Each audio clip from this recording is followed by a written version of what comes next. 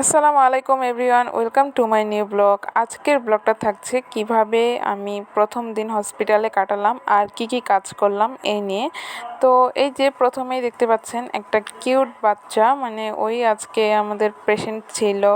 শুধু ও না, আরও অনেকেই ছিল, কিন্তু ও এত সুন্দর ছিল মাশাল্লাহ, ওকে দেখে খুবই ভালো লাগছিল, তাই ওর একটু ভিডিও ক্লিপ নিলাম। এরপরে গিয়েছিলাম আরেকটা কেবিনে, সেখানে হচ্ছে স্যালাইনে ড্রপ ঠিক করতে, স্যালাইন ঠিক মতো চলতেছে কিনা এটা খেয়াল করতে গিয়েছিলাম। তো আমাদের হসপিটালের কেবিনগুলো এরকম হয়, তাই একটু দেখিয়ে দিলাম আপনাদেরকে। এপাশে ছিল সব মেডিসিন। এরপর গিয়েছিলাম টেম্পারেচার চেক করতে একটা পেশেন্টের। এরপরে গিয়েছিলাম ক্যানোলা খুলতে। তো ক্যানোলা খুলতে লাগে হচ্ছে মাইক্রোপোর আর একটু কটন, তো সেগুলো নিয়েই আমি ক্যানোলা খুলতে যাচ্ছিলাম। আর এই যে ক্যানোলা খুলে কিন্তু নিয়েও এসে পড়েছি, এর মাঝে ভিডিওগুলো নিতে পারি নাই।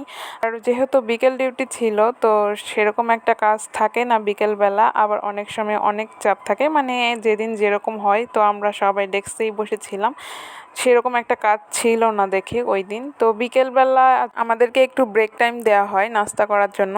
তো আমরা চলে এসেছিলাম আমাদের হসপিটালের ক্যান্টিনে। এটা হচ্ছে আমাদের হসপিটালেরই ক্যান্টিন। তো আমরা এখানে চলে এসেছি, আর এখানেই সবাই মিলে বসে একটু আড্ডা দিচ্ছিলাম, খাওয়া দাওয়া করতেছিলাম।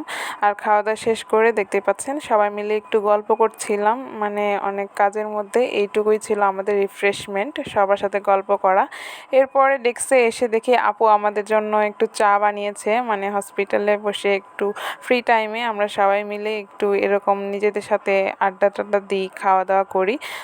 সব কিছু শেষ করে এবার আমাদের মেডিসিন দেবার সময় হয়ে গিয়েছে, মানে সন্ধ্যার পরপরই আমরা রাতের ওষুধগুলো দেখাই দিই।